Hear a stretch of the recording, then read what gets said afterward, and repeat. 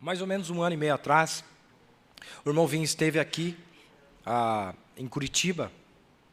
E eu não sei se vocês lembram, mais ou menos faz mais de 1 ano e meio. Inclusive, ele falou no programa. E quando ele esteve em casa, estava conversando sobre alguns assuntos.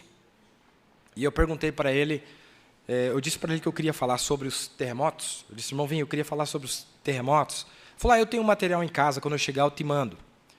E quando ele chegou lá no seu país, ele mandou para mim realmente uma pregação que ele tinha feito na sua igreja, com as notas sobre os terremotos. E lá tinha bastante escrituras, bastante citações nesse sermão que ele pregou.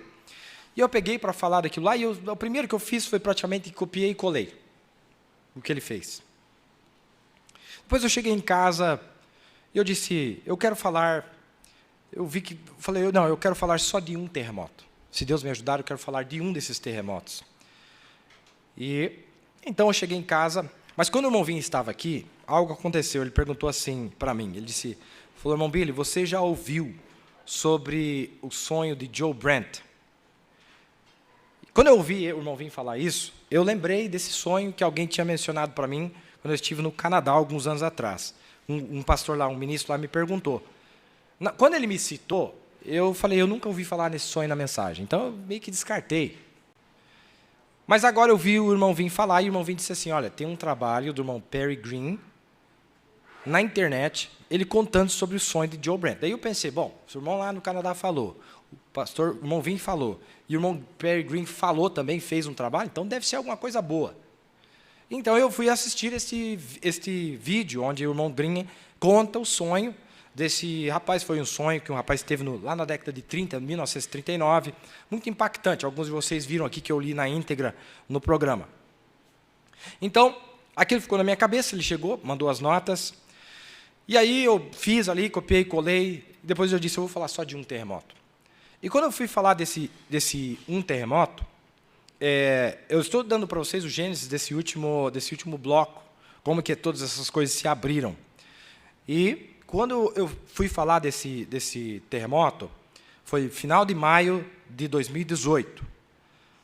Eu fui procurar as citações, e na mensagem Qual é a Atração sobre a Montanha, o profeta diz que o terremoto de Zacarias 14, que é o terremoto quando Jesus põe seus pés no Monte das Oliveiras, amém? É o mesmo terremoto que aparece em Apocalipse 16, 18. Essa foi a chave, irmão. Foi a fenda que abriu tudo isso que nós temos falado nesses últimos anos e meio. Naquele momento, não sei explicar como, aquilo caiu em mim e eu falei, meu Deus, espera aí. O irmão Branham está revelando quando vai acontecer. Porque lá no livro de Apocalipse diz que é o maior terremoto de toda a história da humanidade. Leia lá para você ver. Desde que há homens sobre a terra, é o maior terremoto que já se ouviu falar na terra. Ele está para acontecer aí. Mas o profeta, na Qual é a Atração sobre a Montanha, ele revela quando isso acontece. Quando Jesus pisar seus pés na terra. Amém? Quando Jesus põe seus pés na terra, ele disse, é o mesmo que aparece lá em Apocalipse 16. Aquilo, irmão, quando que Jesus põe seus pés na terra? É na segunda vinda aqui? É agora no rapto que Jesus vai pôr seus pés na terra? Jesus estará nos esperando nos ares. Jesus só põe seus pés na terra quando ele vier literalmente para se mostrar aos judeus. Isso é depois da tribulação, lá para frente, depois da tribulação. Então ele nos dá o tempo, irmão. A Bíblia não diz o nome do local onde esse terremoto vai acontecer, mas nos dias da voz do sétimo anjo, todo o mistério de Deus seria revelado. Ele deu o nome da cidade, ele deu o nome do país. Mas veja, irmão, veja que interessante. Paulo disse assim, ó, maravilho-me de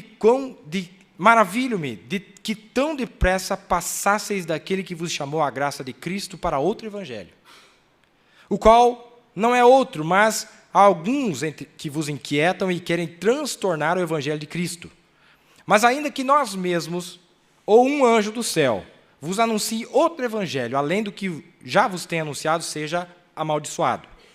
Assim como já vos dissemos, agora de novo também vos digo: se alguém vos anunciar outro evangelho, além do que já recebeste, seja amaldiçoado.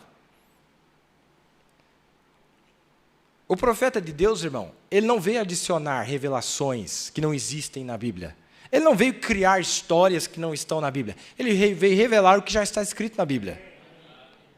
E lá no Apocalipse 16, verso 18, diz que é o maior terremoto da história da humanidade.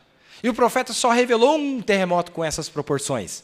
E é o terremoto da costa americana, da costa oeste americana. Amém? Veja que a linguagem do profeta tem que estar na Bíblia. O que ele fala tem que estar escrito na Bíblia. Se não for assim, ele é falso profeta. E eu já sei que ele não é um falso profeta.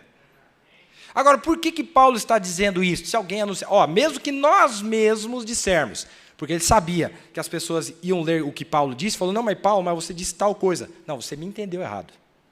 Não foi isso que eu disse. Porque o profeta, ele fala numa língua para desvirtuar mesmo, é para você se perder.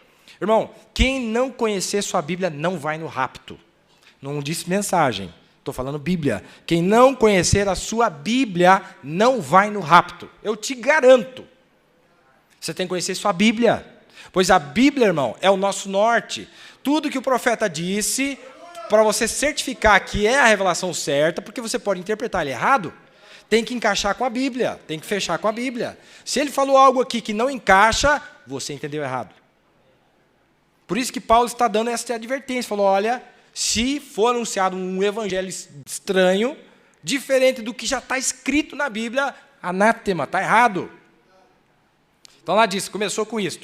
Naquele momento, quando eu vi aquilo, eu falei: meu Deus, o profeta está dizendo para nós qual é a atração sobre a montanha, que quando Jesus pisar os seus pés... Ora, Jesus saiu na sua primeira vinda, quando ele voltou à glória, ele tirou seus pés do Monte das Oliveiras. Ele estava no Monte das Oliveiras, de acordo com Atos capítulo 1. E quando ele voltar, irmão, ele vai voltar no mesmo lugar que ele saiu. E quando ele pisar seus pés no Monte das Oliveiras, irmão, o maior terremoto do mundo vai acontecer. Pois aquele que se exaltar será abatido, e aquele que se humilhar será exaltado. Hollywood, Califórnia, tem se exaltado até os céus, lembra da profecia? Será abatido até o inferno, mais profundo da terra. Mas Jerusalém tem se humilhado. Os judeus estão se humilhando debaixo da potente mão de Deus, como os irmãos de José, se humilhando, como Judá se humilhando.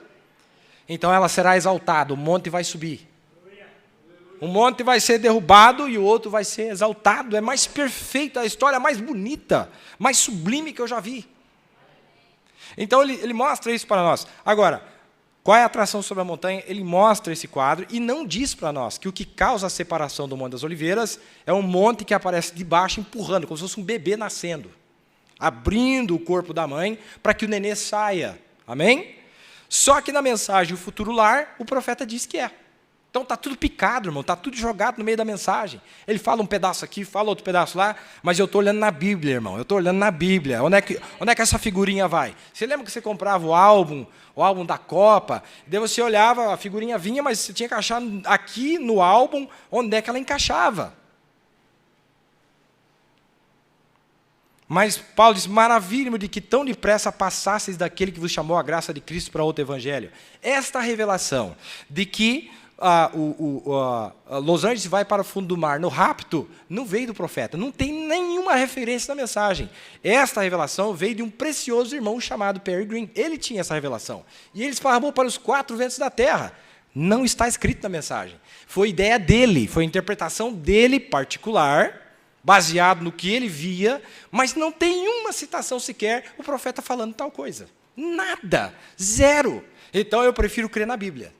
Eu prefiro, peraí, não, irmão, bonita ideia, mas eu quero olhar na Bíblia. A Bíblia está dizendo, e o profeta confirmou que quando Jesus pôs seus pés no Monte das Oliveiras, aquele maior terremoto vai acontecer.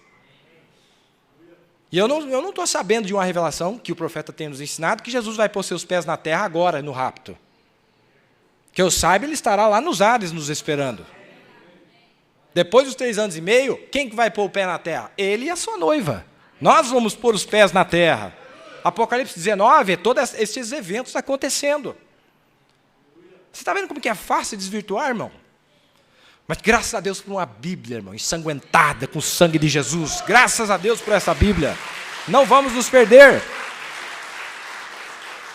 E este anjo, ele fala as coisas mesmo, irmão, para se desvirtuar.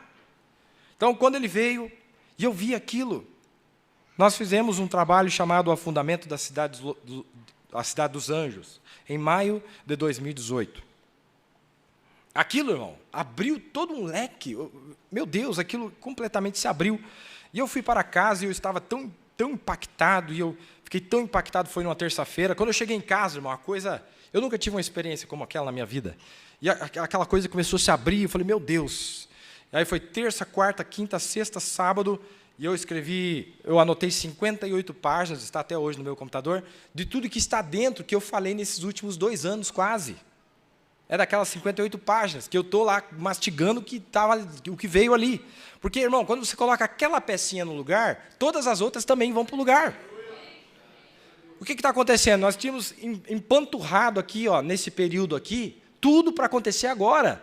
E nós descobrimos que tem outros eventos que acontecem depois da tribulação e antes do milênio. Agora, as tradições humanas, meus amados, as tradições humanas querem guardar tradições humanas. E grandes homens, irmão, não são más pessoas, estão na glória.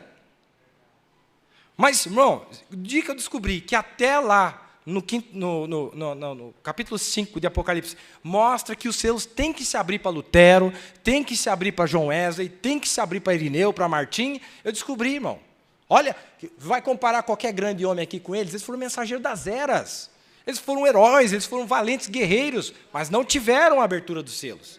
E Deus vai vir com ele na sua grande misericórdia e dizer, olha, isso aqui não é do jeito que vocês pensam, não. Pois eles estão lá, vivos, crendo do mesmo jeito ainda. Então, tudo isso veio, irmão, e como que se fosse uma voz, mas não era uma voz audível, me disse, porque você respeitou a Bíblia, porque você respeitou a Bíblia. Isso tem me guardado, tem me marcado desde então. Porque você respeitou a Bíblia, então agora eu vou te mostrar. Foi como se fosse uma voz audível. Porque você respeitou a Bíblia. Irmão, nós vamos casar com Isaac, não é com Eliezer.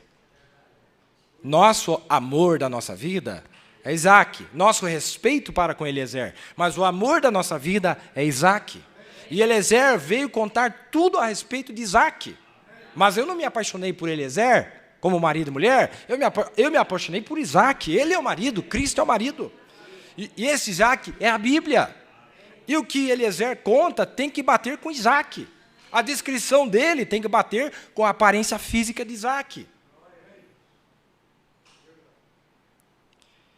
Então aquilo foi maravilhoso. Aquilo tudo se abriu. E nós viemos falando. E eu lembro que, quando foi no domingo, eu liguei para o pastor, falei, olha, ele estava viajando, falei, eu queria fazer um trabalho e tal, Deus me abriu aqui e tal. E ele falou, não, ele não sabia o que era, né? Fica tranquilo e tal. Mas eu queria fazer com a igreja, sentar com a igreja, não no programa. Eu queria ter feito com a igreja, não é? Mas ele, não, faça no programa mesmo e tal. E eu falei, olha, não sei não, hein? Mas fizemos no programa. E aí fizemos um trabalho rápido. E desde então a coisa só tem se aberto mais. A coisa tem se aberto mais. Tanta coisa maravilhosa que saiu, não é, meus amados? Então, e a partir de então Deus tem trabalhado, Deus está trabalhando. Agora, nós temos que olhar a Bíblia, amém? A Bíblia como nosso absoluto. Vocês não concordam comigo?